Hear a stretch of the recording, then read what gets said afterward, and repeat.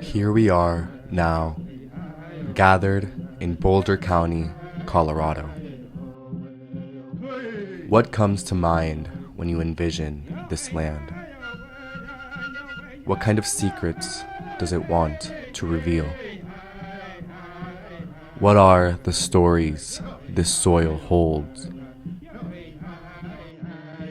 If we put our ears towards the earth, can we hear the voices of the slaughtered, the relocated,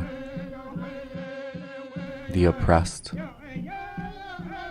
What spirits have nurtured this land? Who are the lives that have been overlooked? Boulder's history is full of complexity and pain. Much of it washed out by generations of settlers, masking the truth below painted lies. Here we are, now, where history meets the present, where we must decide how we want to carry on. Follow us as we look deeper within, into the uncomfortable darkness that shrouds this land, to find the stories that were here before and follow their guidance into a brighter tomorrow. Who were these people? How is this land connected to them?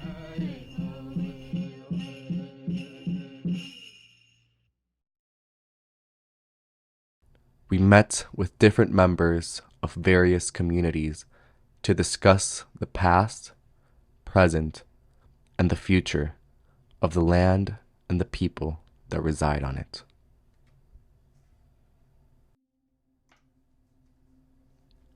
We met with Andrea, the founder of Harvest of All First Nations, a non-profit, indigenous-led organization aimed at healing societies through the lens of regenerative ecofeminism, focusing on food justice, land reclamation, and medicinal plant care.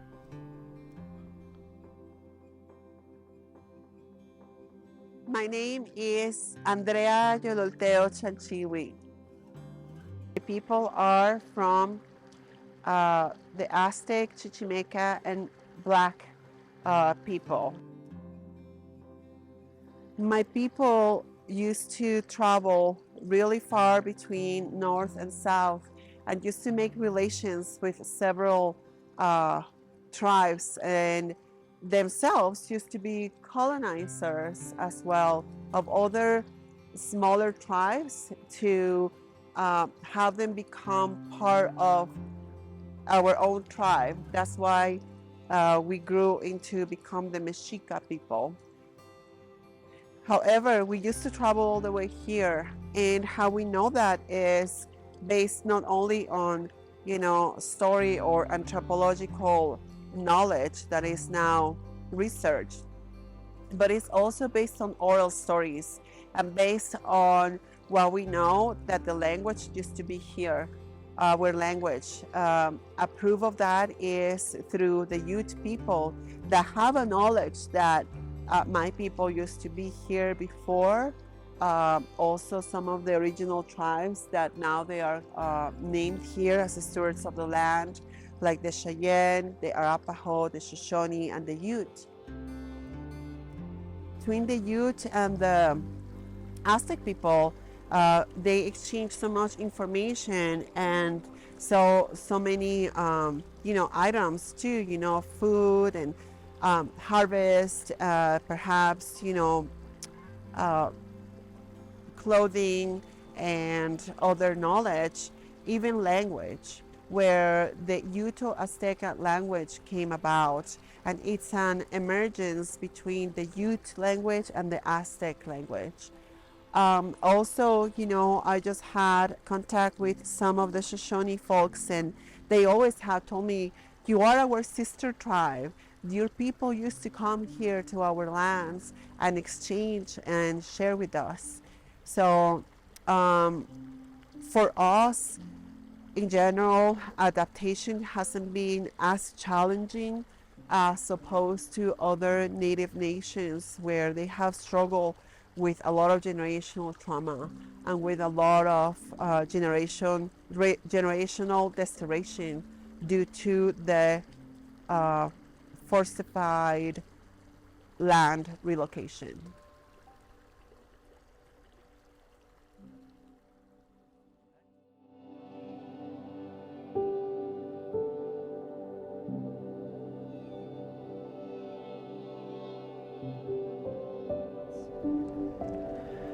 Yat eishik e doshadane, she e Rashawn Edison dashajane. Kiani nishla, touchini bashish chin, torichini dashache. Aro kinslichini dashinali. Akot ego has tin nishla. Hello, my relatives. Greetings, each and every one of you that call yourselves a human being on this motherly earth. My name is Rashawn Edison, and I come from the Four Corners region of the United States of America, contemporary United States. And I come from a small community called Steamboat in Arizona, in central Arizona. And I come from the Diné people, Navajo people. And in my introduction there, I introduced myself in my language, in my ancestral language, in our ancient language. And I greeted each and every one of you, my relatives and stuff like that. But I want to go over my clans, because in my introduction I go over my clans, and this is how I connect to the land, the spirits, and all the holy people around me. So my first clan is Kinyaani, which means towering house. My second clan is my paternal clan from my dad's side, Kachitni, which roughly translates to the red streak people running into the water.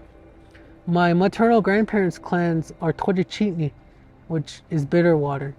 And my paternal grandparents' clans are Kintlachini, which means red house. And I'm coming to you today from the University of Denver.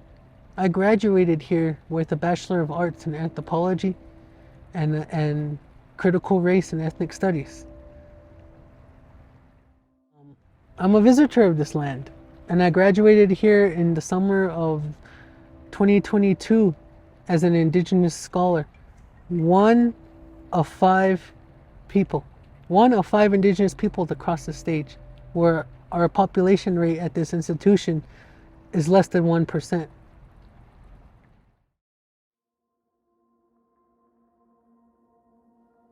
A lot of our history as Indigenous people were not written by Indigenous people. Our story and our stories and our collective history has been largely written by colonizers. And the stories of our land back home is very much overlapped with a lot of Indigenous societies here in contemporary North America, Turtle Island.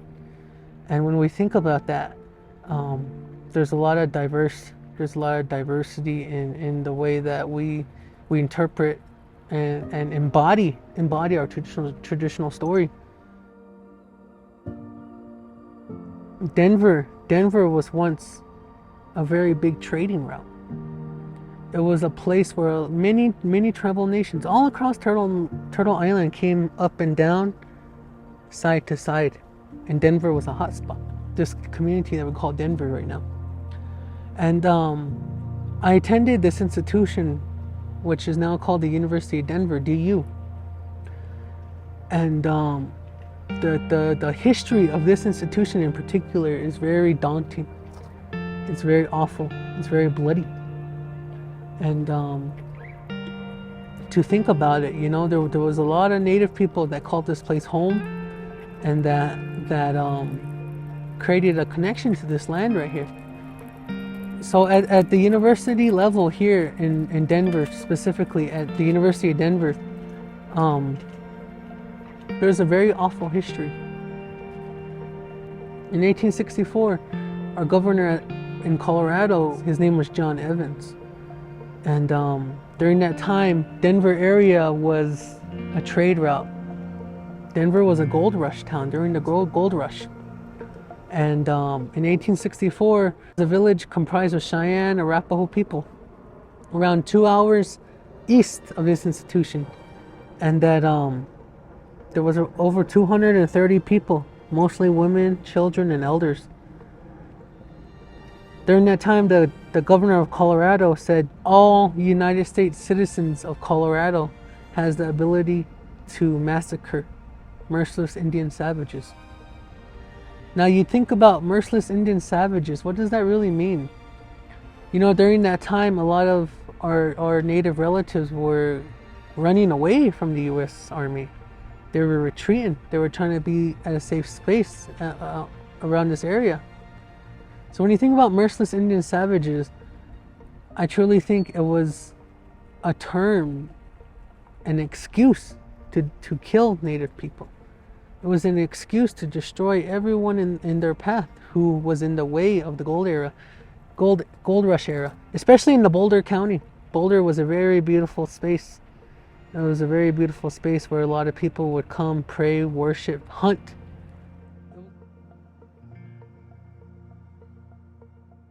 But going back to this year of 1864, the governor of John Evans gave the authority to about 500 U.S. soldiers to march down to this place called Sand Creek. And they did a surprise attack in the wee hours of the morning of this village I was talking about, Cheyenne, mostly Cheyenne and Arapaho people, where over 230 native people were slaughtered. Their body parts were paraded down Colfax Avenue, Denver, Colorado. That same fall, in that fall, the University of Denver was established. This institution prides itself on its founding, despite its genocidal acts. There's a church in the middle of this university that's dedicated to John Evans. It's Evans Memorial Chapel. And as a native student, I had to walk past that church every day to class. And I had to personally reckon with the foundation of this institution, the foundation of native people being slaughtered.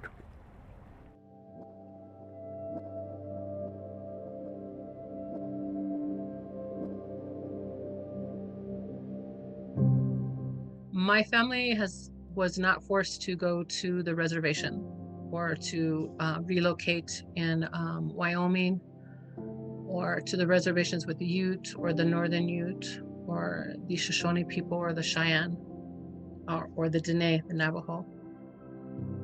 1836 was my grandfather, was the last enrollment in the Ute Nation. Not too long after that, the settlers had the right to kill Indigenous people. They were given money to kill Indigenous people. So because of that law that was passed, or that act, my family stopped registering. My family went into hiding.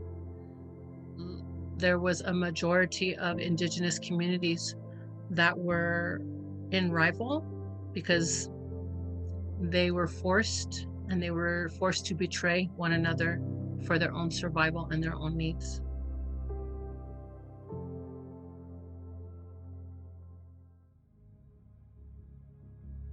Okay, well, my name is Felicia Alvarez, and I am a tribal member of the Eastern Shoshone Nation from Fort Washakie, Wyoming.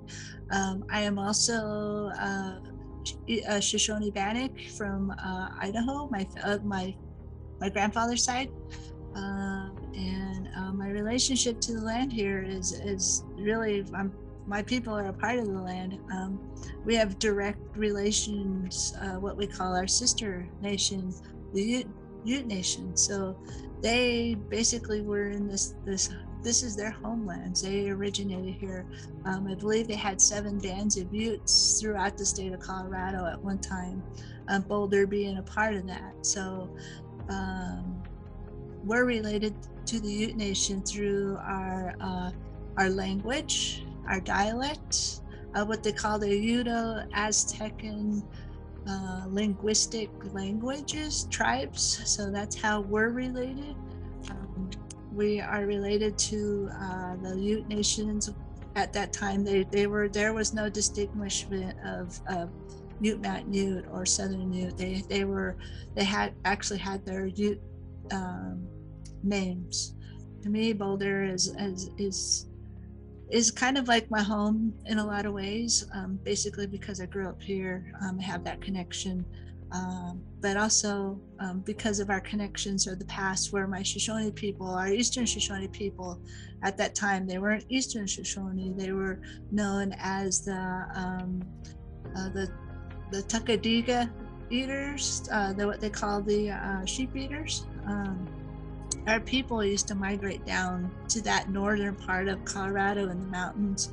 And we used to trade a lot with the Ute nations, which we would join up with them in Fort Bridger, what is known as Fort Bridger, Wyoming. But that was always a meeting space for our people, for get-togethers and trading. And I believe at one time the Utes had brought the horses to my people through that way. So we're connected in that way. So, and through our treaty as well. Our first treaty, our 1863 Fort Bridger Treaty, we had that north end of Colorado and that northwest corner a part of our treaty at one time in 1863. So that is another reason why we are connected.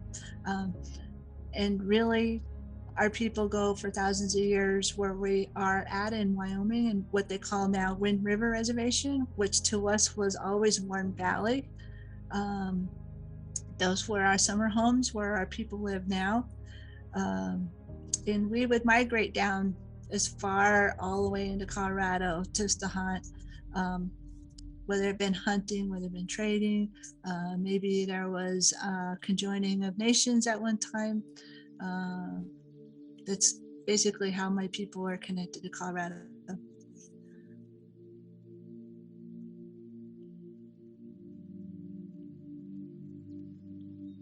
My name is Ava Hamilton. I am a Arapaho. I live here in Boulder. I came here to go to school at the university in 1970, and I've lived here since. I'm very active in the community and consider myself to be a part of this community as well as where I grew up in Wyoming, at Arapaho, Wyoming. I am an independent documentary filmmaker, a historian, and involved in community.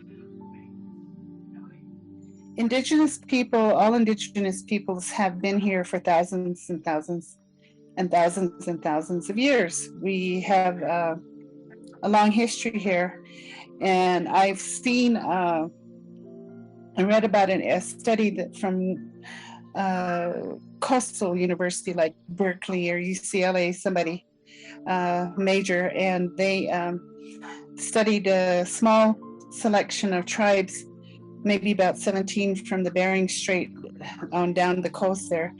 And what they found was that we are more related to each other than to anybody else on the planet. That we, in fact, are not related, do not come from the Chinese, the Koreans, or nor the Mongolians. That we're pretty much from here, which is what our people have always said. So we are at home. We are the only people in the United States who didn't come from somewhere else. We are indigenous people at home.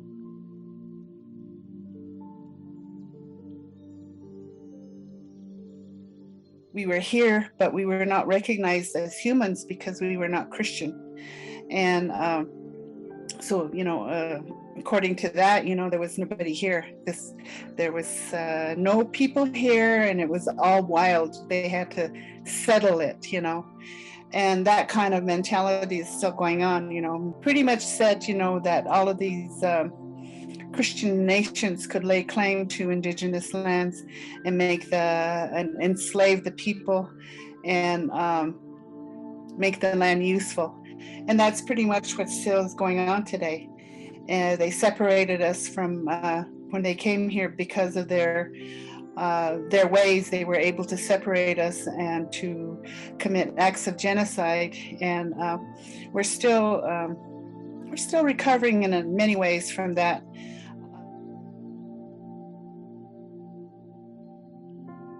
When we talk about this concept of genocide, I think as a society, as a student, and as a leader, as a mentor, we tend to overlook what genocide actually is.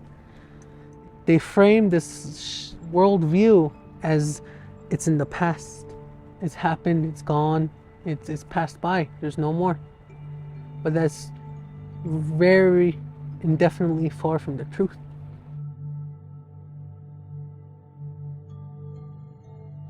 You know, the enforcement of land relocation has been for sure one of the biggest impacts that has created on indigenous communities with generational trauma. When you take away everything that you know on how you are used to survive, it's gonna create trauma. Us indigenous people, we believe that we have a bond, not only with us people, but with the land by itself. And when we are being forcibly removed from those areas that we have created a bond, that we perhaps have created, ceremonial spaces, that we have honored ceremonial or sacred spaces in a certain way, or that we have, grown food in a certain way. When that has been removed forcibly, then that creates trauma. And when you are forced to be moved into an area, especially like the indigenous reservations, where the soil depletion has occurred, or the soil is not really prompt to grow appropriate food that we are in relation to be grown, like the Three Sisters, the corn, the beans, the squash, and that we no longer can eat that because we don't have, or we don't know the climate there anymore. There's going to be a lot of genocide that's happening there. There's going to be a lot of a lack of sense of place, and that's going to push our people to run into drugs and alcohol, or into try to find their own identity because of the trauma that has occurred by the land restoration, and also by all the forced adaptation to colonization through boarding schools, and by telling people, who they supposed to be, and losing their identity fully, despite that the stories of their elders or their grandfathers and their people have been told to them. That creates like a lot of confusion, because it creates a crash on identity, creating a lot of confusion, and for people to be forced to get into addictions and other things, trying to find themselves when they need to get back to the land to re-encounter themselves again.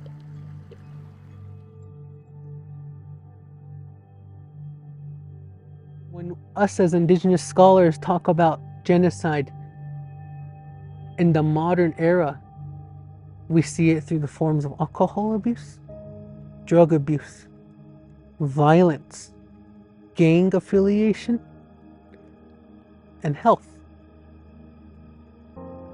We don't understand that it's a modern form of cultural erasure and genocide.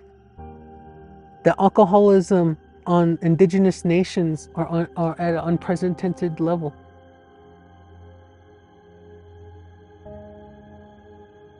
I know with my family, there has been no talk about who we are or what we are, and that tells me there, because there was genocide, that my family was forced to pretend that they were something that they were not, and which meant also not to talk about their history.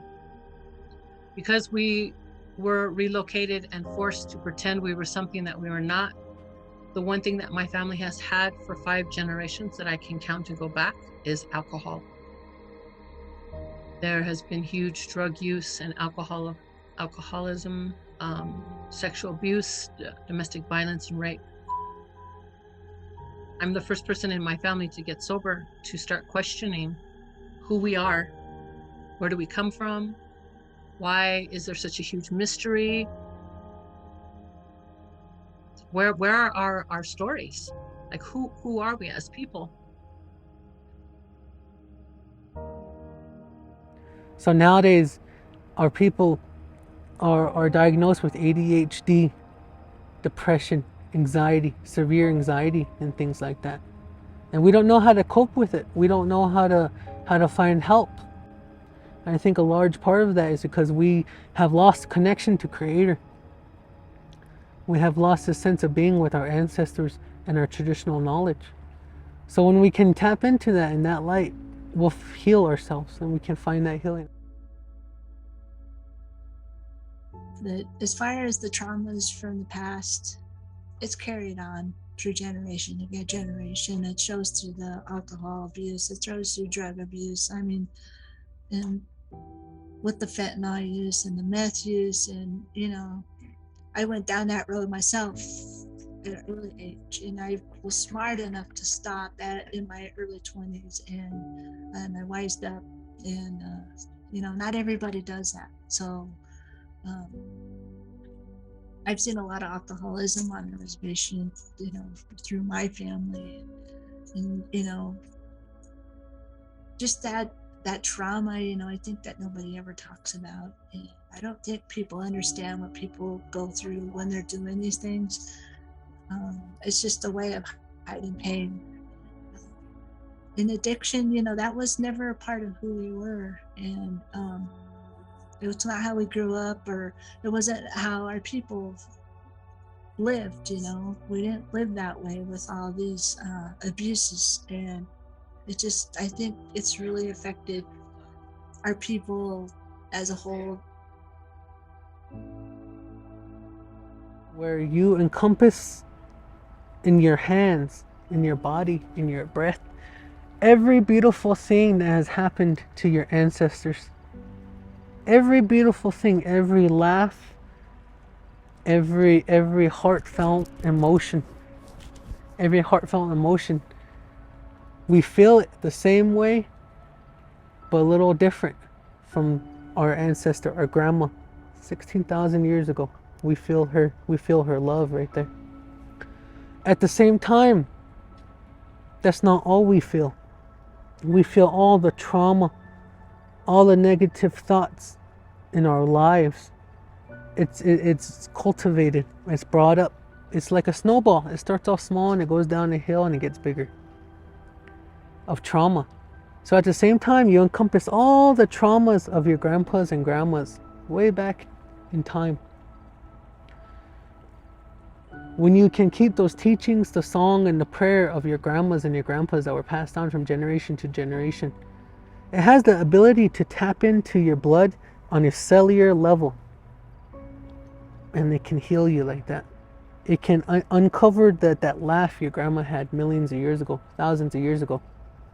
And what indigenous people talk about is genocide through alcoholism, drug abuse, domestic violence, suicide. All these things that has happened to us, it's a continuation across time. There's a term that we call settler colonialism. It's a process.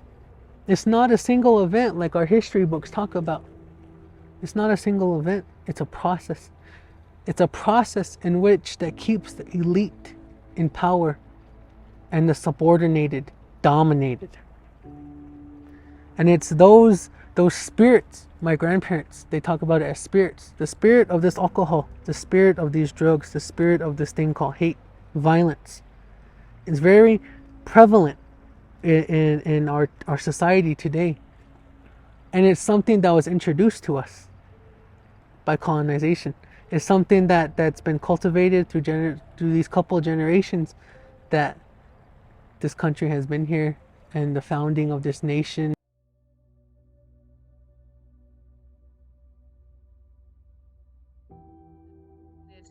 because we didn't grow up with our tradition and our culture, I grew up in the Western culture.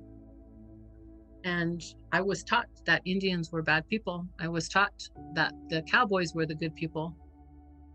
And I had this huge battle of always being in two different communities, but not feeling accepted.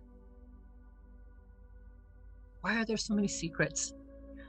Why are there so many hidden secrets? The history of my family has been eliminated. I mean, completely wiped out. And I grew up with this feeling so confused. Who am I? Why do I feel like I don't belong in this space, especially being here in my own body and being in my own place in my home, being in my own place in the schools? Like, I felt displaced and I didn't belong at all for a long time. And it was very eerie for me. And it was like I needed to be told who I was, but no person can give me an answer. No living person anyway. I did what most people do when you have a lot of pain and a lot of trauma. I turned to drugs. And I was running to something, like running to something to ask for help, but not knowing I needed help, just running away from what was taking place here and feeling a lot of pain in my body. Felt a lot of pain in my body.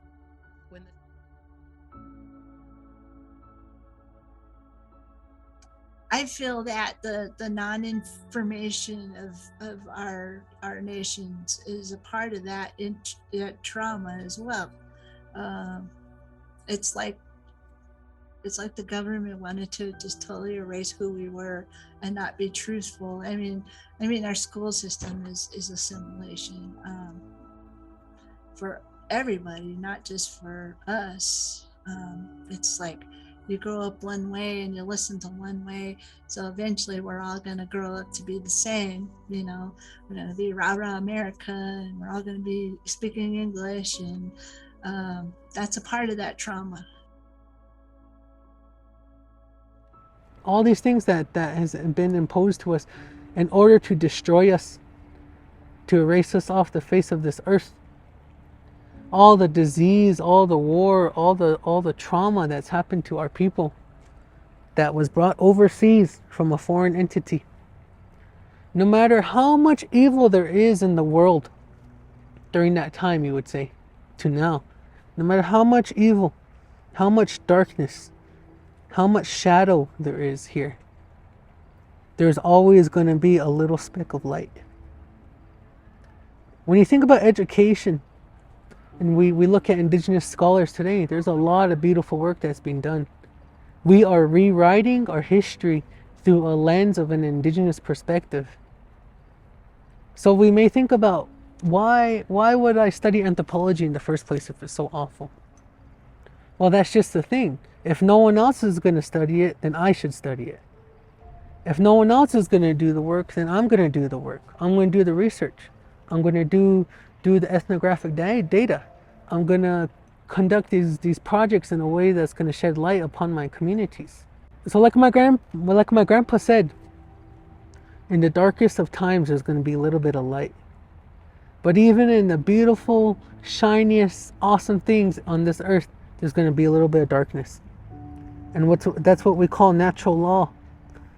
That there is no good and evil. There's just being.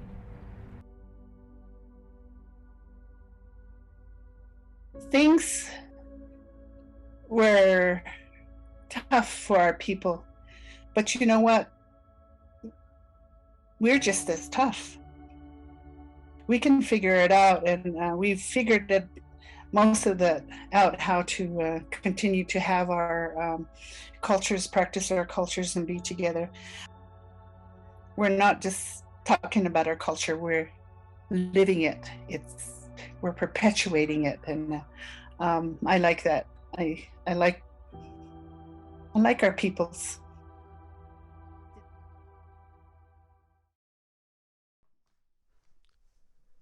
Boulder is weird to me.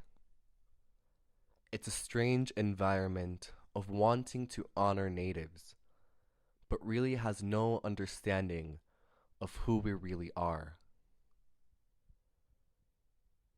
Boulder has many places named in Ute language, but they do not honor the Ute Nation. Although I'm sure the intentions are good in hosting Native events, the control over these events is still non-Native.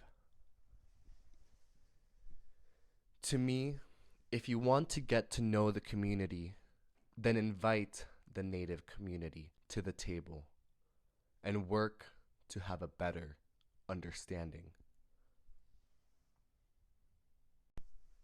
As the treaties of Fort Laramie were negotiated, the Treaty of Fort Bridger would soon follow, 1863 and 1868.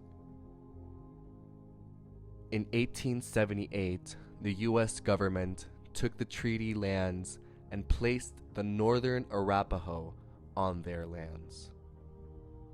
This is now called the Wind River Reservation. When the Northern Arapaho were placed on Fort Bridger treaty lands, this caused turmoils for many, many years to come. Chief Washakie, the Shoshone chief, was against this placement, for the Northern Arapaho were an enemy tribe against the Shoshone peoples. For years, the Arapaho would team up with the Sioux nations and Cheyenne nations and overtake Shoshone's hunting lands, as a surge of white military were pushing the Plain tribes west, until the forced negotiations of Fort Laramie Treaty and Fort Bridger treaties. Today, the two tribal nations are still at odds with one another. While some Shoshone feel their rights are being violated as the two tribal nations are slowly merging. Felicia says that yes, they are Native nations, but one tribal nation is struggling to keep their Shoshone language, culture, and history alive, while the new generation is wanting to merge and change. Felicia believes that it is time to start being united as Native communities and try to be able to move as one nation so we can be able to make a difference. So then, particularly in Boulder, a Native Commission can help in understanding true historical land acknowledgement. This commission can help in advising in events, history, appropriations, and understanding. They can be the liaison between Boulder and the Native community. Boulder has a lot of names, streets, parks, and it's really unusual to me. I used to go back to Boulder back in the days, when I was younger, and it was kind of more hippie-ish back then. And now it's like a homogenized version of hippiness when it's not. I don't know. It just seems weird that they have that connection with the Ute tribes, but I don't see them involving the Ute tribes. I know I've heard that the Arapaho were there at one time. And I heard, a lot of things, but I don't know that history between the Arapaho and Boulder. I do know that my people roamed this area at one time. And Boulder connects, if you go to Boulder and then you go up into Lyons and you go up into Estes Park, that was part of that Ute Trail long ago. If you've ever been to the top of Trail Ridge Road in Rocky Mountain National Park, that is the old Ute road travel there.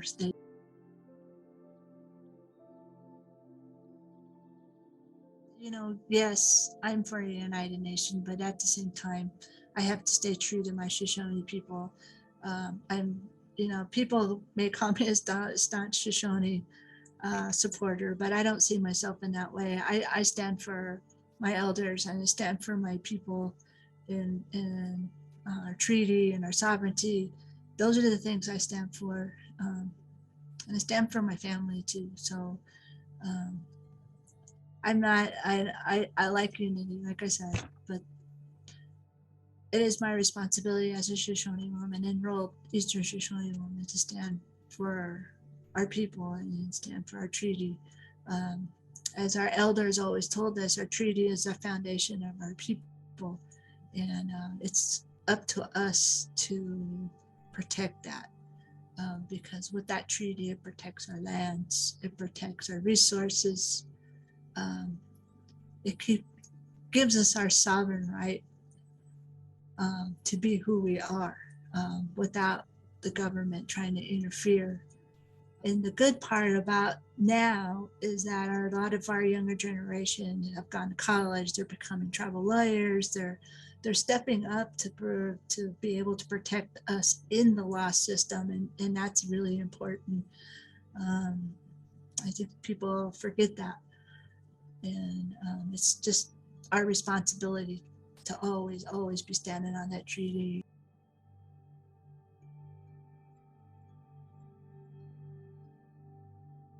The hard part about Wind River is that, the Arapaho aren't on our treaty. So our treaty is made with the Shoshone Bannocks over in Idaho. So when they were placed on our lands, they don't have treaty rights there. They signed the Fort Laramie Treaty, which is a whole nother landmass. But that treaty is not good in our treaty land. So, that's the difference. And, they have their sovereign rights through our treaty. So in a lot of sense, they have to protect it too, because they're living on our treaty land. So it's not because, we're Shoshone or we don't like Arapaho. I don't see it that way. I love my Arapaho brothers and sisters, but at the same time, I got to protect that treaty. And that's what our responsibility is.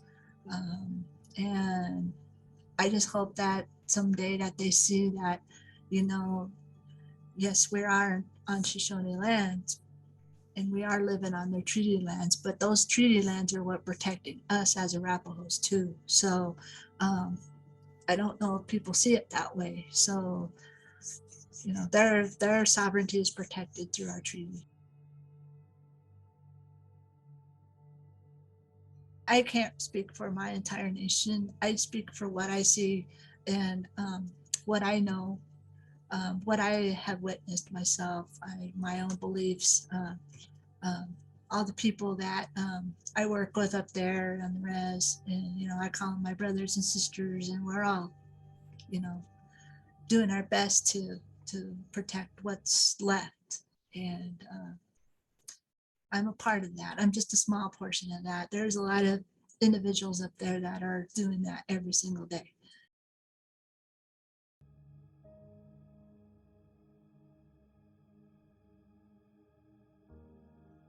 I think one of the really obvious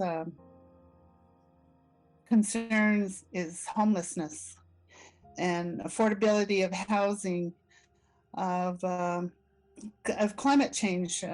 We can't hardly see the mountains. I know some of it is forest fire smoke coming from other places, but it's really sad to know that all of this traffic, the killer of and the start of the supporter of climate change is the exhaust that comes out of cars. And there's more every day in Boulder. So all of this economy is killing life as we know it. And it's not going to last. It can't last forever. We have to help to make a change. And I think there's more of us who have that concern. If we figure it out, it's not about figuring out more affordable housing or housing even, though that's a really, I'm so sad that there are people who do not have a place to call home, who don't have a safe place, and they resort to begging and living in tents in this really tough weather that we can get. And I want them all to be safe and warm. I want everybody on the planet to be safe and warm.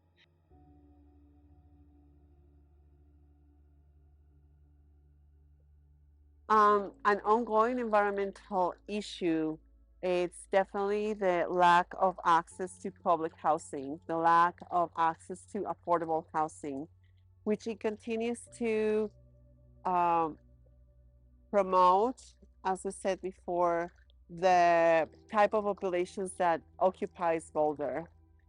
In addition to that, one of the biggest issues that Native Americans here in Boulder County at least faces is um, the lack of access to land to perform all types of ceremonies.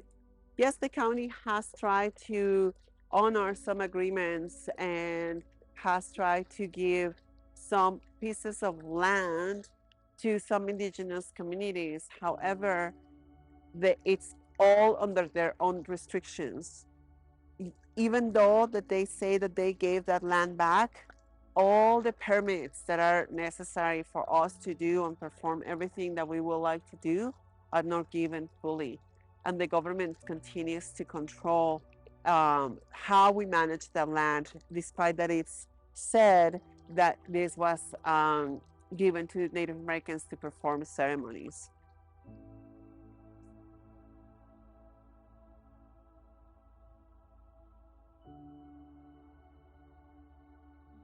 Well, we don't have land. We don't have the land to be able to create community and have security and reciprocity for the ceremonies that our community holds, our communities do, so that we can bring reciprocity to all of the bloodshed that's been here, to the land and to the people. The land is holding that vibration, and that's part of our work. Is we are here to learn, and we're here to learn how to bring balance to oneness with the harmonic resonance. We have to borrow people's lands. We have to ask people if we can use their land.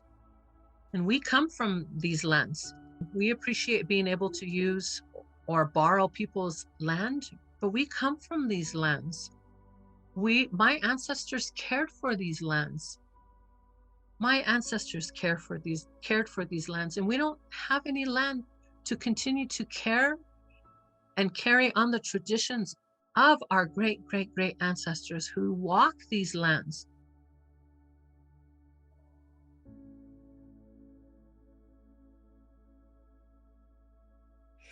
I've seen a lot of my friends who had jobs move out of Boulder, so it's changing community. It's changing how the relationship we have to the larger number of peoples and the people who are moving in with lots of money. I don't think they're involved as much as the old community in community. This is a really good place to be. There are many caring people here, and I know it's a university town. People come here to go to school and then they move on, but there is a living community here, and that's the most important thing I've seen is housing, affordable housing.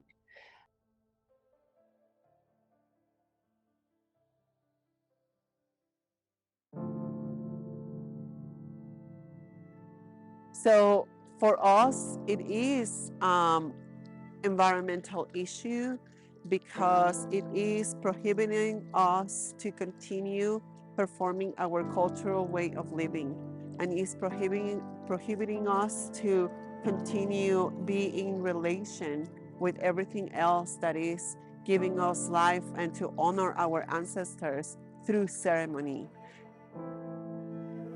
So we are seeking for further equity in many aspects, economical, environmental, through food justice as well, and through land back movements.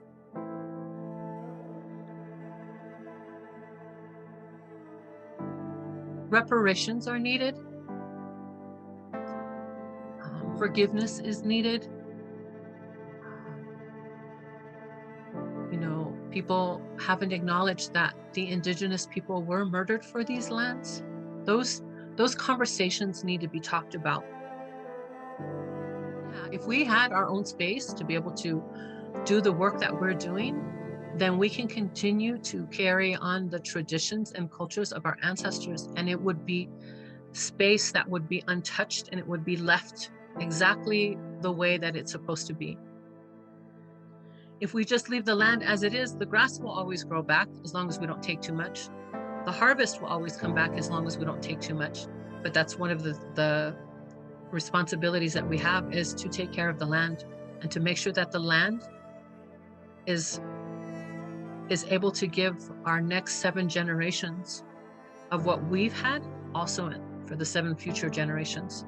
That is our responsibility, because we are just borrowing the land. We are only here temporarily. We're also here to learn to work together in our communities and support each other.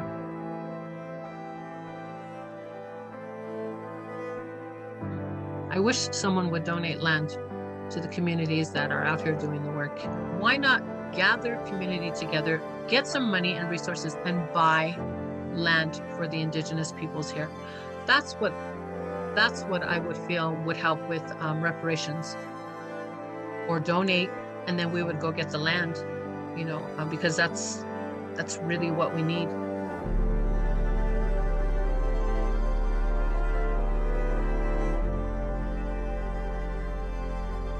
So the Boulder community, how we know it to be, it is very privileged. And even though that there's a lot of movements right now that are helping to awaken their whiteness, or their white supremacy concepts to be dismantled, there's so much work to do, because Boulder community, it's always consistently changing from outside of other states. So I think that it's the responsibility of the government agencies and bigger institutions like, CU Boulder, or, Boulder Housing Partners, or other organizations that are in lead of big programs here in Boulder, to change the ways and formats of governance in order for them to really start dismantling white supremacy systems, and for them to create a reparational processes while not appropriating our ways of living, and while also respecting what we are and represent as indigenous people, so we can collaborate together to really care for the land and to have this land to be restored. I think that one of the biggest things is for the people to know the story of Boulder, and really to get to become aware of what the importance of the massacres that took place here are still not a forgotten event, but very vivid and lived by indigenous people.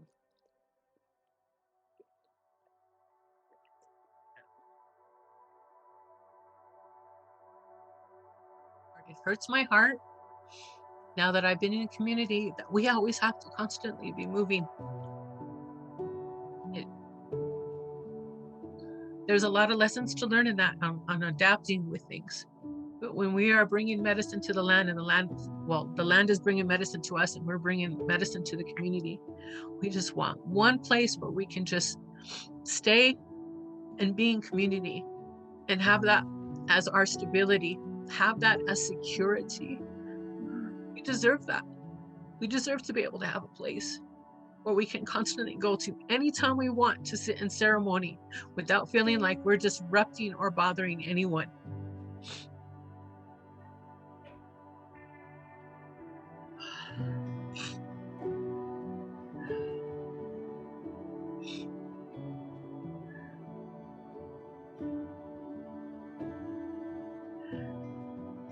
But we're not in a position where we have a lot of money.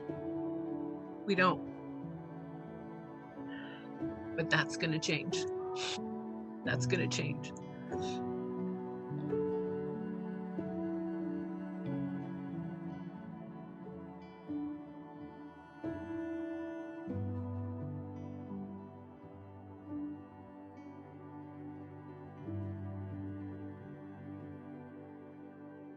I'm really active in the world of climate change and global warming, which is about the future of life. You know, I see these things that really bring home the danger of where we are today with how we live, you know, with the use of fossil fuels and driving so many cars, population increase. And I mean, I've heard two things that were really strange, but that's how people are. It's like this one woman said, you know, why do we need all this farmland? We've got enough grocery stores, you know. And so that that's kind of like the mentality of people not seeing the connectedness of all life. You know, all life is connected. We're part of the cycle of life. Humans aren't the most important thing. We're just part of it. And then the other point is that there are no jobs on a dead planet. You know, so it's not about the economy. You know, it's not about more building, more bringing more people in, more shoppers, you know, people to use all of these new businesses. It's not about that. It's about life. It's about all life. And so I'm working with all the people, historians, activists, scientists, filmmakers, young people, very young people in high school who see the danger that we're in, that we are about to, that Mother Earth is in extreme danger. We're killing Mother Earth. How I want to be part of the answer. What can we do in tomorrow, the next week, and the next year, now? Or what can we do to do things where we continue to have life on the planet, on this earth, on the place that gives us life, supports all life, that holds water, air, all the essential things that are needed to for life, especially women. My Arapaho sister Christy told me that her grandfather told her there are two things essential for life, and one of them is water, and the other is women. So we need to take care, you know, of all life, but those two things essential for life. So with all of the change and all of the history that we've, all the genocide that has happened and continues to happen around the planet, we do have to be more like earthlings, just from the planet and not from the specific area. We have to take care of all life, all of us, no matter what kind of people we are, whether we're indigenous or not, whether we're from the United States or the Ukraine. We still have to think about and consider life, because what's going on over there is pretty dangerous, and it impacts all of us, even though it's on the other side of the planet. So all of us need to work together in order to protect the cycle of life, all of life. And right at this moment, more so than any other time in the planet's history, we're the most dangerous animal of every kind of being here, any kind of life. We are the most dangerous because we could end all life with our behavior and our choices. And it's really truly not about the economy. And I love all of the people who are taking care of our health, like the farmers, the young farmers, and people who are teaching other people how to grow gardens and to recycle, to live not dependent on a world economy, but to take care of yourself and the land, the earth, right here, right? A sustainable way of living. And but in the meantime, you know, we don't all have access to a gardener to earth, especially with all these condos. How can they have a relationship to the earth, you know? So it's a big thing that we all humans, we all have to work together to make sure that we have a future, that the planet lives, that we do not disturb any living thing that comes from the earth, especially water, especially everything.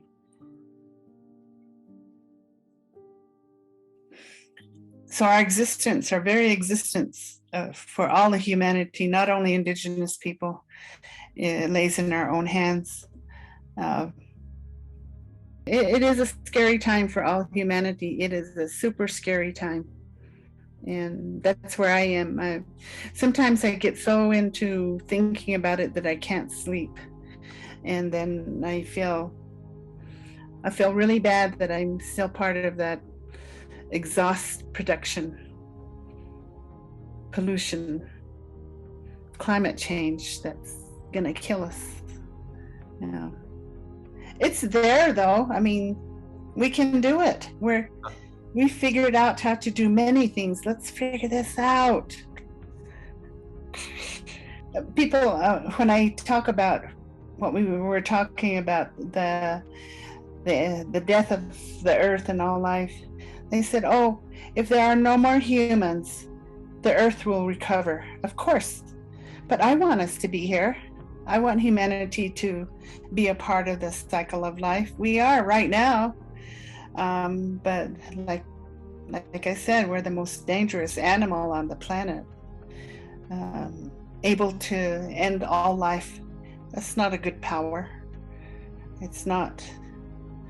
And yeah, the earth probably would recover rapidly without us, because there would be no humanity to drive cars and fly planes and dig up the earth, disturb the earth. But I want us to be here. I want humanity. I want young people to enjoy the beauty of life.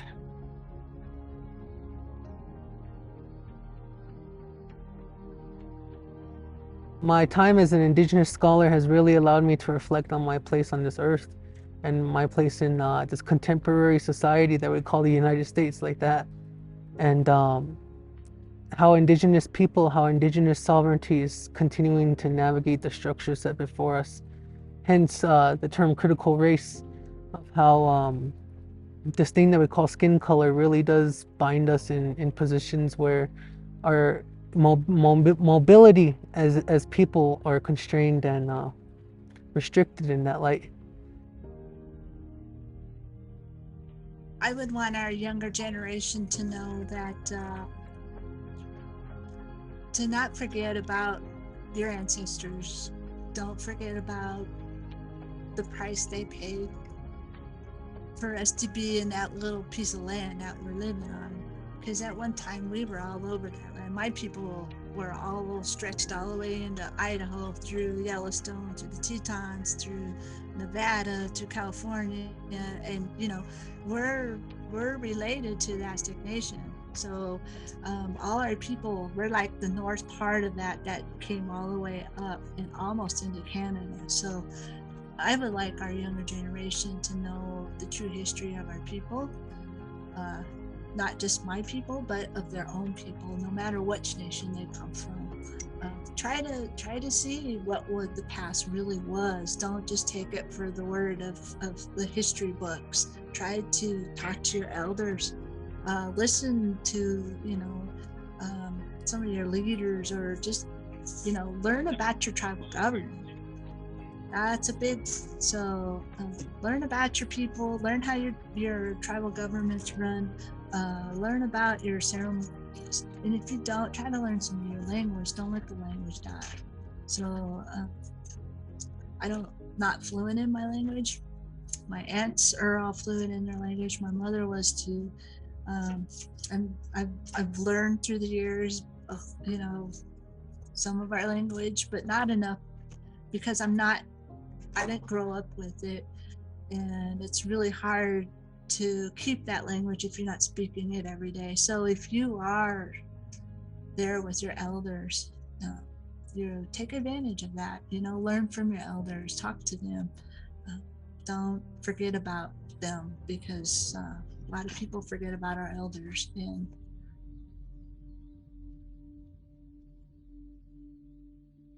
blessed, wherever we walk upon this motherly earth, we're always connected to Sanaglihi, the earth changing woman. Nehemana Nosan, the earth, this motherly earth mother, we call it like that. It's up to the younger generation, like me myself, to pick it up and teach it to our youth, to our students, to an indigenous way of knowing the world. Nevertheless, if you're different tribal nations, if you're mixed colors, you always have a connection to this earth, because your ancestors millions and millions of years ago, thousands of years ago, walked this earth the same way you did. And every trauma, every beautiful thing they witness is in your blood cells. So if you can tap into that any way that you know how, by prayer, by meditation, by song, by dance, it can work like that, and it can heal yourself like that. When the spirits started to talk to me and I thought I was losing my mind, I decided that I was going to start listening. That, I heard a spirit tell me, do you want to live? And I was like, yes. Well, this is what you need to do. I said, okay, the land is talking to me. And at this time, my relationship with the land, I didn't have a relationship with the land. I didn't even have a relationship with my own body, and no understanding of this. I said, you know what? I'm going to go home and start meditating, because there's something here that feels familiar, but I'm not sure what it is.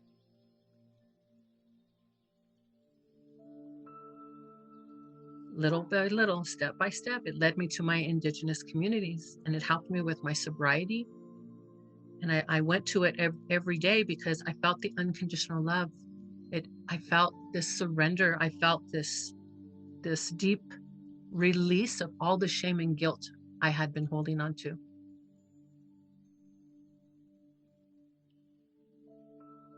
That's my introduction of being connected to the land, because it healed my body. It helped me know that sitting with the land and sitting in the meditations and receiving the medicine from the ancestors of the land is what healed me.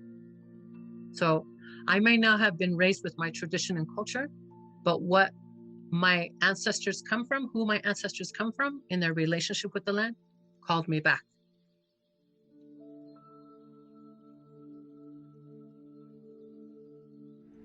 So I think it's very important to understand where you come from, and to try to connect in that way to your ancestral roots. Because nevertheless, wherever we are on this earth, we're connected to a Sanaglehi, Yoskai San, changing woman, Waisha woman. Nehemana no San, the earth, the motherly earth mother, like that.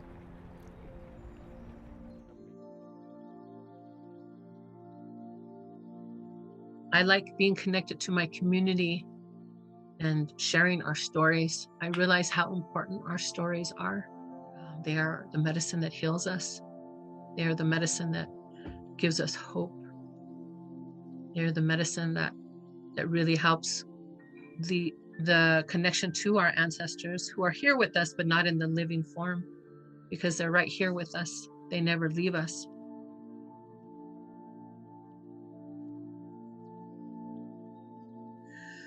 There was a lot of struggles, and I had to go through all of that to be who I am today, so that I can help the people that the ancestors bring.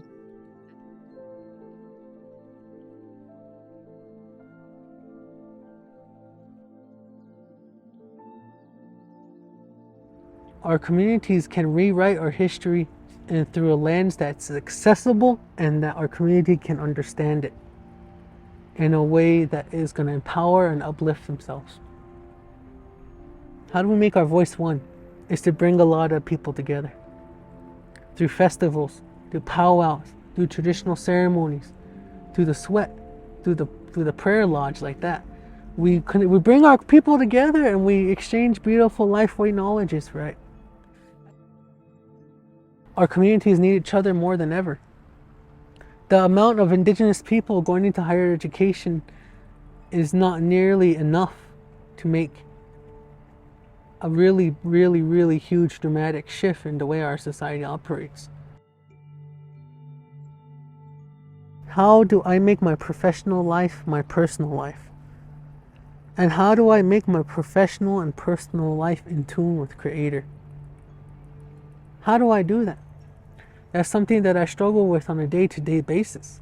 But because I know one word in my language, Honjon, something good, something beautiful, Yat, something good, it is good, like that. So if there's something to learn from me in my language right now, it's Yat, which really translates to it's good.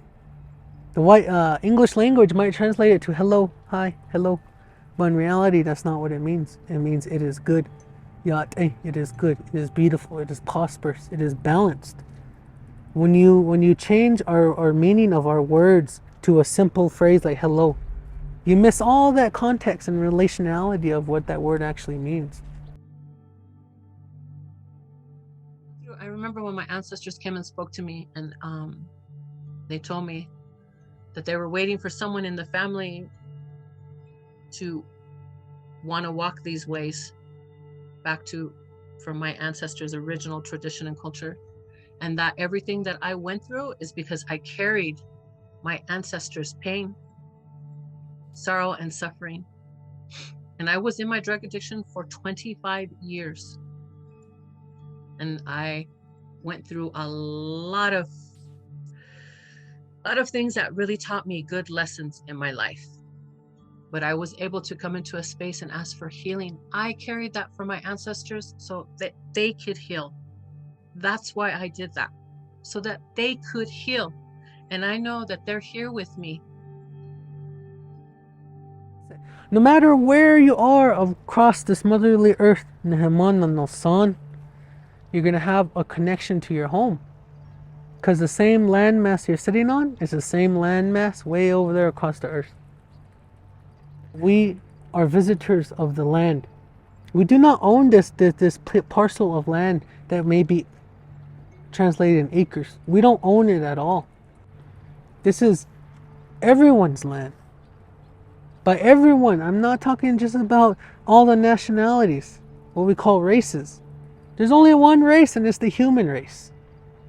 By everyone, I mean the four-legged, the deers, the antelope, the elks, the sheep, the cattle, the two-legged, all the birds, owls, all the bugs, all the little things, to the microorganism in the water. This is our home, and this is where we belong. Our bodies, our physical form is going to return back to the earth. So in reality, motherly earth, Earth Mother owns us, and we are her children. So we're supposed to take care of it in that manner. This concept of 7 generations, way before you, every step you take on this motherly earth is going to affect them. Every breath you take on this motherly earth is going to affect your generations after you. I can only share with you with what I've experienced, and that is to go sit with the land and start asking the land for help. Ask for healing. Ask for balance. Ask to be opened up, to be able to see things past your own limited beliefs. Go to the land, sit with the land, learn to be in silence, learn to be in stillness, learn to get off the technology and be with the land, and just sit with the land, speak to the land, thank the land for everything that you have. Thank the land for allowing you to be here. Thank the land for allowing you to have this body that you're walking in temporarily. Thank the Creator, or the Ahau is what we call in our Mayan traditions. Be thankful for what you have, and go have a conversation and start creating a relationship to where it's someplace that you go to be with respect and honor. Learn to move past yourself and do things by being with the land.